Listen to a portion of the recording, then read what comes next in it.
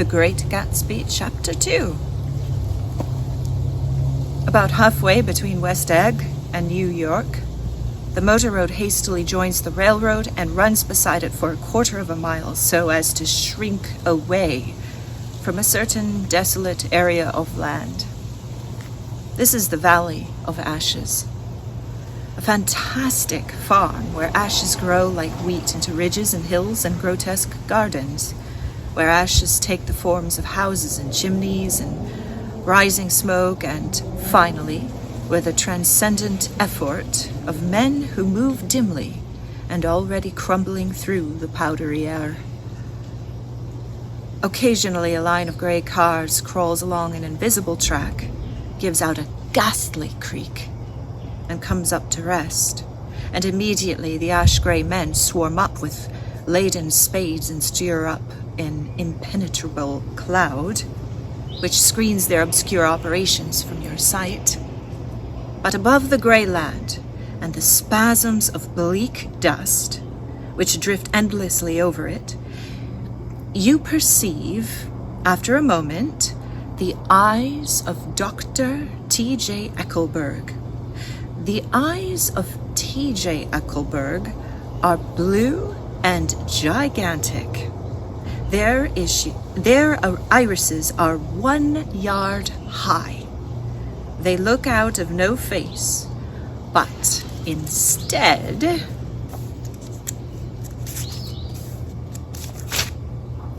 from a pair of enormous yellow spectacles which pass over a non-existent nose. Evidently, some wild wag of an oculist set them there to fatten his practice in the borough of Queens, and then sank down himself into eternal blindness, or forgot them and moved away.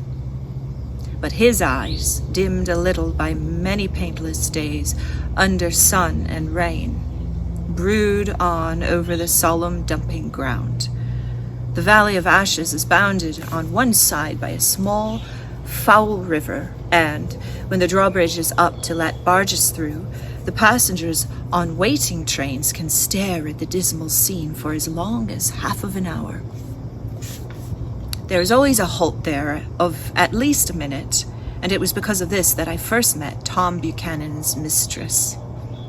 The fact that he had one was insisted upon wherever he was known. His acquaintances resented the fact that he turned up in the popular restaurants with her and, leaving her at a table, sauntered about, chatting with whomsoever he knew. Though I was curious to see her, I had no desire to meet her, but I did. I went up to New York with Tom on the train one afternoon, and when we stopped by the ash heaps, he jumped to his feet and, taking a hold of my elbow, literally forced me from the car. "We're getting off," he hissed.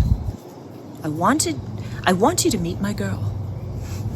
I think he'd tanked up a good deal at luncheon, and his determination to have my company bordered on violence.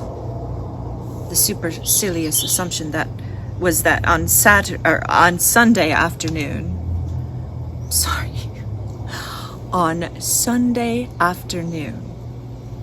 I had nothing better to do. I followed him over a low, whitewashed railroad fence, and we walked back 100 yards along the road under Dr. Eckelberg's persistent stare. The only building in sight was a small block of yellow brick sitting on the edge of a wasteland, a sort of compact main street ministering to it, and the contiguous I've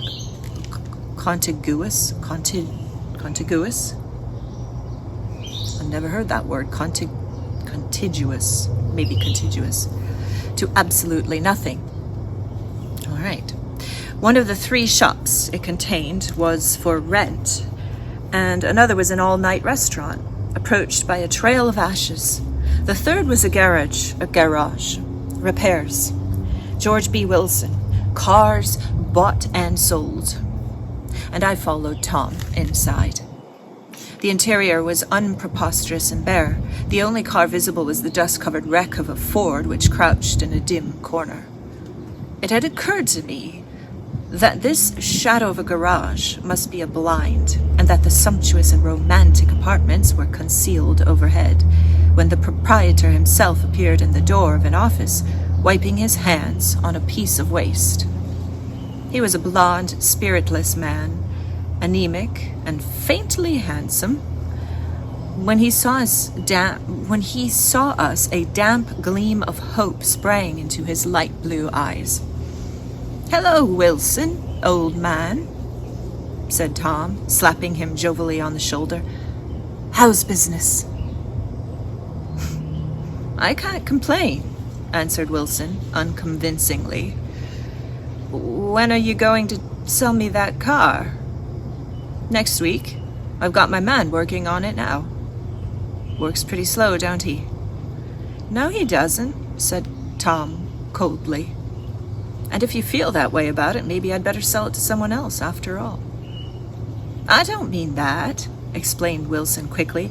I just meant—" His voice faded off and Tom glanced impatiently around the garage. Then I heard footsteps on the stairs, and in a moment the thickish figure of a woman blocked out the light from the office door. She was in the middle 30s and faintly stout, but she carried her surplus flesh sensuously, as some women can. Her face, above a spotted dress of dark blue crepe de chine, contained no facet or gleam of beauty, but there was an immediate, perceptible vitality about her, as if the nerves of her body were continually smoldering. She smiled slowly and, walking through her husband as if he were a ghost, shook hands with Tom, looking him flush in the eye. Then she wet her lips and, without turning about, spoke to her husband in a soft, coarse voice. "Get some chairs, why don't you? So somebody can sit down." "Oh, sure," agreed Wilson, hurriedly, and went towards the little office, mingling immediately with the cement color of the walls. A white ashen dust veiled his dark suit and his pale hair as it veiled everything in the vicinity, except his wife, who moved close to Tom. "I want to see you," said Tom intently. "Get on the next train." "All right. I'll meet you by the newsstand on the lower level." She nodded and moved away from him, just as George Wilson emerged with 2 chairs from his office door. We waited for her down the road and out of sight. It was a few days before the 4th of July, and the gray, scrawny Indian child was setting torpedoes on a row along the railroad track. "Terrible place, isn't it?" said Tom, exchanging a frown with Dr. Eckelberg. "Awful. It does her good to get away." "Doesn't her husband object?" "Wilson, he thinks she goes to see her sister in New York. He's so dumb he doesn't even know he's alive." So Tom Buchanan and his girl and I went up together to New York. Or not quite together, for Mrs. Wilson sat discreetly in another car. Tom deferred that much to the sensibilities of those East Eggers who might be on the train. She had changed her dress to a brown-figured muslin, which stretched tight over her rather wide hips as Tom helped her to the platform in New York. At the newsstand, she bought a copy of Town Tattle and a moving picture magazine. In the station drugstore, and some cold cream and a small flask of perfume. Upstairs in the solemn, echoing drive, she let 4 taxicabs drive away before she selected a new one, lavender-colored with gray upholstery, and in this we slid out from the mass of the station into the glowing sunshine. But immediately she turned sharply from the window and, leaning forward, tapped on the glass. "I want to get one of those dogs," she said earnestly. "I want to get one for the apartment. They're so nice. They're nice to have a dog." We backed up to a gray old man who bore an absurd resemblance to John D. Rockefeller. In a basket swung from his neck, devoured a dozen very recent puppies of an indeterminate breed. What kind are they? Asked Mrs. Wilson eagerly as he came to the taxi window. All kinds. What kind do you want, lady? I'd like to get one of those police dogs. I don't suppose you got that kind. The man peered doubtfully into the basket, plunged in his hand, and drew one up, wriggling, by the back of the neck. That's no police dog, said Tom. No, it's not exactly a police dog, said the man with disappointment in the voice. It's more of an Airedale. He passed his hand over the brown wash rag of the back. Look at that coat, some coat. That's a dog that'll never bother you with catching cold. Oh, I think it's cute, said Mrs. Wilson enthusiastically. How much is it? That dog? He looked at it admiringly. That dog will cost you $10. The Airedale, undoubtedly. There was an Airedale concerned in it somewhere.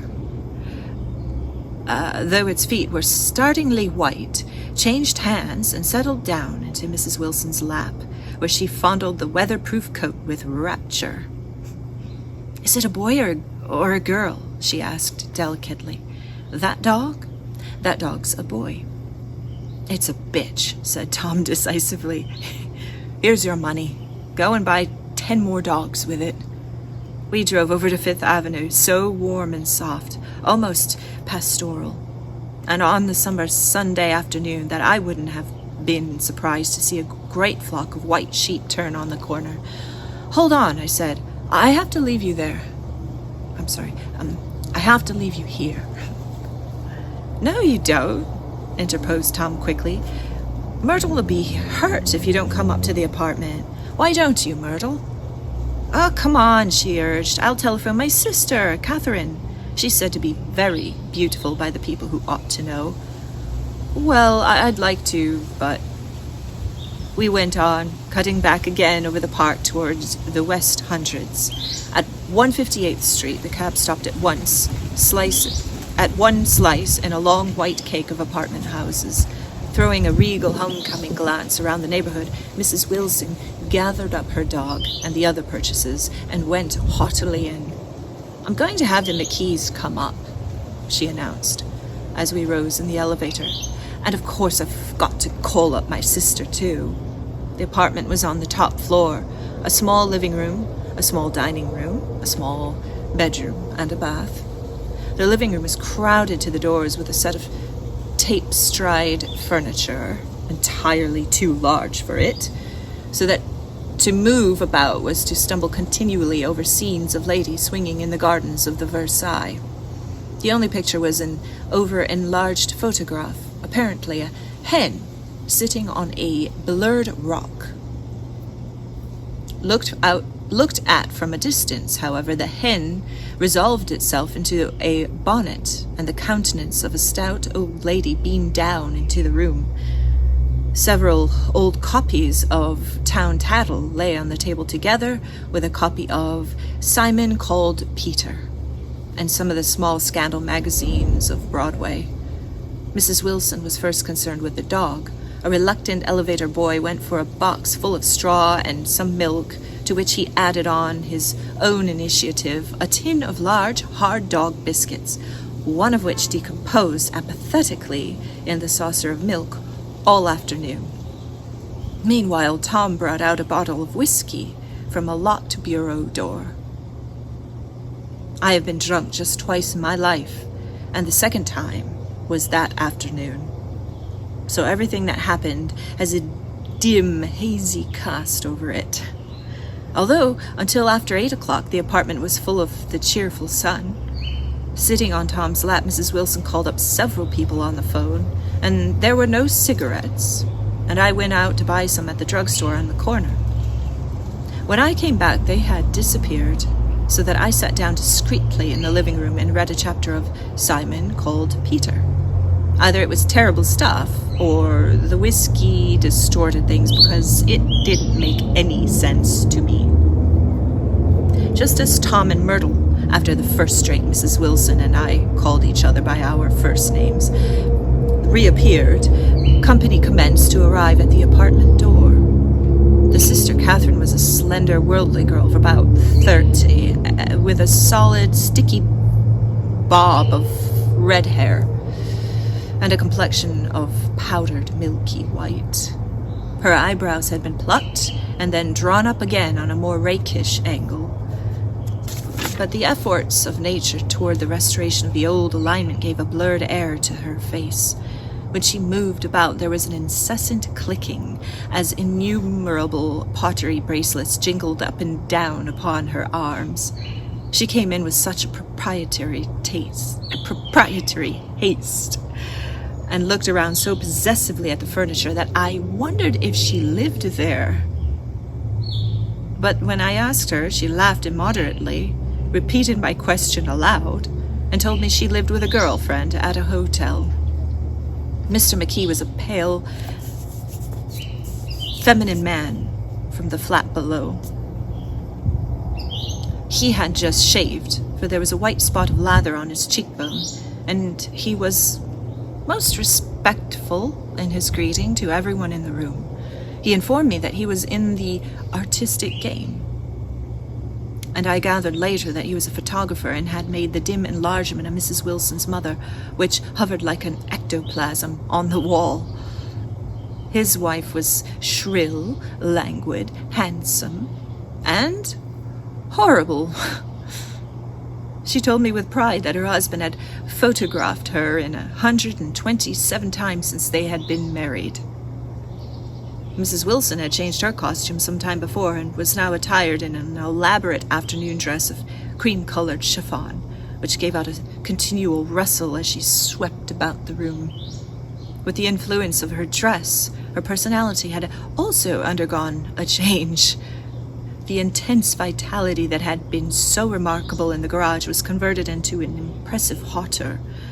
Her laughter, her gestures, her assertions became more violently affected moment by moment, and as she expanded, the room grew smaller around her until she seemed to be revolving on a noisy, creaking pivot through the smoky air.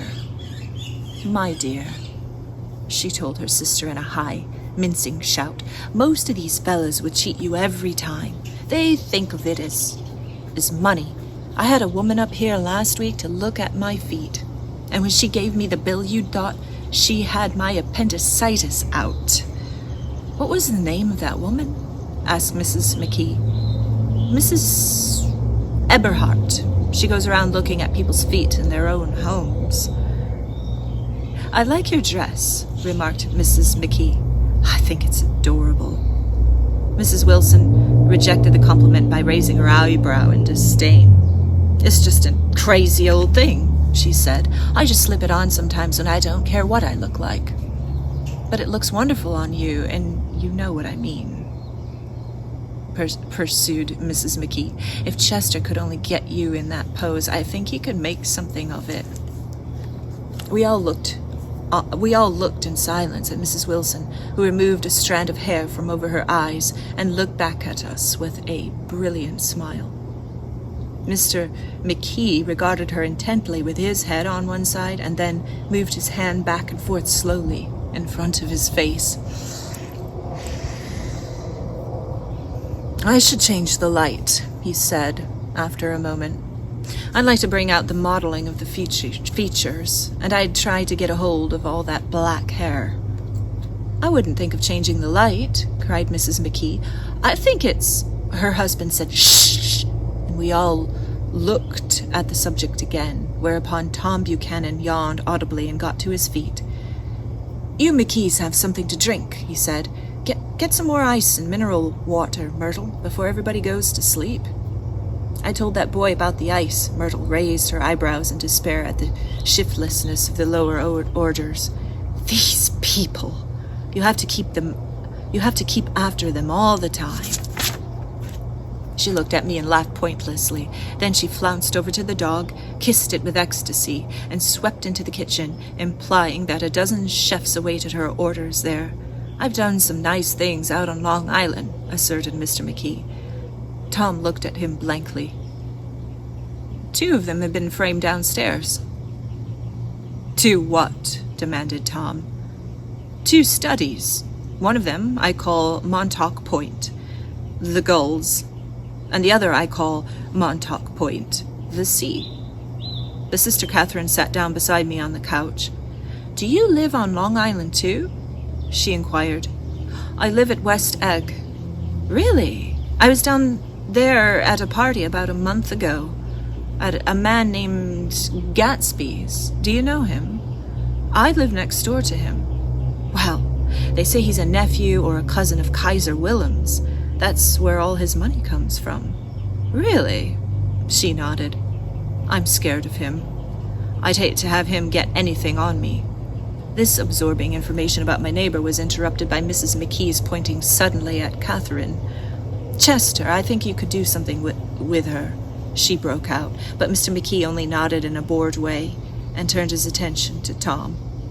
"I'd like to do more work on Long Island if I could get the entry. All I ask is that they should give me a start." "Ask Myrtle," said Tom, breaking into a short spout of laughter as Mrs. Wilson entered with a tray. "She'll give you a letter of introduction, won't you, Myrtle?"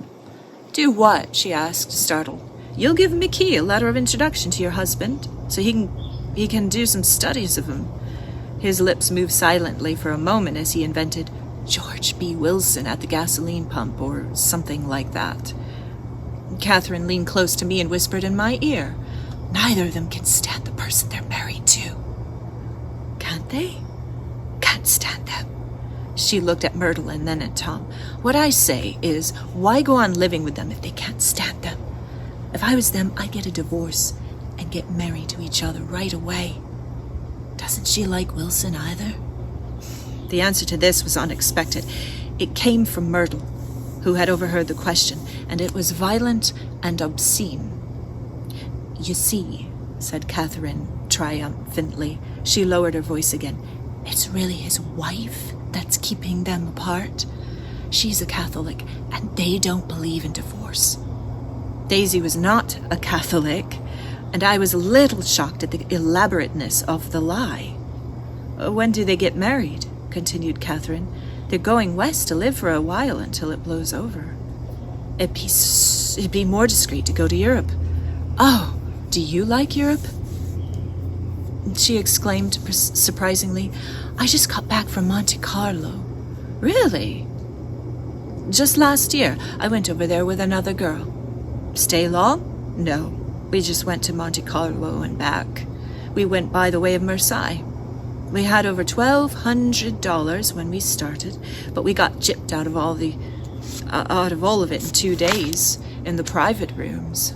We had an awful time getting back, I can tell you. God, how I hated that town." The late afternoon sky bloomed in the window for a moment, like that of blue honey in the Mediterranean. Then the shrill voice of Mrs. McKee called me back into the room. "I almost made a mistake, too," she declared vigorously. "I almost married a little kite who'd been after me for years. I knew he was below me. Everybody kept saying to me, 'Lucille, that man is way below you.' But if I hadn't met Chester, he'd have got me, sure." "Yes, but listen," said Myrtle Wilson, nodding her head up and down. "At least you didn't marry him." "Well, I know I didn't." "Well, I married him," said Myrtle ambiguously, "and that's the difference between your case and mine." "Why did you, Myrtle?" demanded Catherine. "Nobody forced you to." Myrtle considered. "I married him because I thought he was a gentleman," she said finally. "I thought he knew something about breeding. But he wasn't fit to lick my shoe." "You were crazy about him for a while," said Catherine. "Crazy about him?" cried Myrtle incredulously. "Who said I was crazy about him? I never was any more crazy about him than I was about that man there." She pointed suddenly at me, and everyone looked at me accusingly. I tried to show by my expression that I had played no part in her past. "The only crazy I was when I married him. I knew right away I had made a mistake. He borrowed somebody's best suit to get married in, and never even told me about it. The man came after it one day when he was out. "Oh, is that your suit?" I said. This is the first I had ever heard about it. But I gave it to him, and then I lay down and cried to beat the band all afternoon. "She really ought to get away from him," resumed Catherine to me. "They've been living over that garage for 11 years, and Tom's the first sweetie she's ever had." The bottle of whiskey, a second one, was now in constant demand by all present, excepting Catherine, who felt just as good on nothing at all. Tom rang for the janitor and sent him for some celebrated sandwiches, which were a complete supper in themselves. I wanted to get out and walk southward towards the park in the soft twilight, but each time I tried to go, I became entangled in some wild, strident argument which pulled me back in, as if with ropes, into my chair. Yet high over the city, our line of yellow windows must have contributed to their share of human secrecy, to the casual watcher in the darkening streets, as I was him too, looking up and wondering. I was within and without, simultaneously enchanted and repelled by the inexhaustible variety of life. Myrtle pulled her chair close to mine, and suddenly her warm breath poured over me in the story of her first meeting with Tom. It was on the two little seats facing each other that are always the last ones left on the train. I was going up to New York to see my sister and spend the night. He had on a dress suit and patent leather shoes, and I couldn't keep my eyes off him. But every time he looked at me, I had to pretend to be looking at the advertisement over his head. When we came into the station, he was next to me, and his white shirt front pressed against my arm. And so I told him I'd have to call a policeman. But he knew I lied. I was so excited that when I got into a taxi with him, I didn't hardly know I was getting into a subway train. All I kept thinking about over and over was, "You can't live forever, you can't live forever." She turned to Mrs. McKee, and the room sang full of her artificial laughter. "My dear," she cried, "I'm going to give you this dress as soon as I'm through with it. I've got to get another one tomorrow. I'm going to make a list of all the things I've got to get. A massage, and a wave, and a collar for the dog, and one of those cute little ashtrays where you touch a spring, and a wreath with a black silk bow for a mother's grave that'll last all summer. I've got to write down a list so I won't forget all the things I've got to do." It was 9 o'clock. Almost immediately afterward, I looked at my watch and found it was 10. Mr. McKee was asleep on a chair, and his fists were clenched in his lap like a photograph of a man taking action. Taking out my handkerchief, I wiped from his cheek the remains of the spot of dried lather that had worried me all afternoon. The little dog was sitting on the table looking with blind eyes through the smoke, and from time to time groaning faintly. People disappeared, reappeared, made plans to go somewhere, and then lost each other, searched for each other, found each other a few feet away.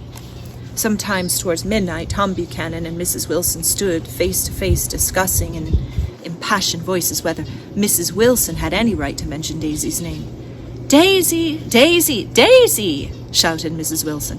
"I'll say it whenever I want to. Daisy, Making a short, deft movement, Tom Buchanan broke her nose with his open hand. Then there were bloody towels upon the bathroom floor, and women's voices scolding, and high over the confusion a long, broken wail of pain. Mr. McKee awoke from his doze and stared in a daze toward the door. When he had gone halfway, he turned around and stared at the scene, his wife and Catherine scolding and consoling as they stumbled here and there among the crowded furniture with articles of aid, and the despairing figure on the couch, bleeding fluently and trying to spread a copy of Town Tattle over the tapestry scenes of Versailles. Then Mr. McKee turned and continued on out the door. Taking my hat from the chandelier, I followed. "Come to lunch some day," he suggested as we groaned down in the elevator. "Where?" "Anywhere." "Keep your hands off the lever," snapped the elevator boy. "I beg your pardon," said Mr. McKee with dignity. "I didn't know I was touching it." "All right," I agreed. "I'd be glad to." I was standing beside his bed, and he was sitting up between the sheets, clad in his underwear, with a great portfolio in his hands. Beauty and the Beast, Loneliness, Old Grocery Horse, Brooklyn Bridge. Then I was lying half asleep in the cold lower level of the Pennsylvania station, staring at the Morning Tribune and waiting for the 4 o'clock train. That's the end of chapter 2.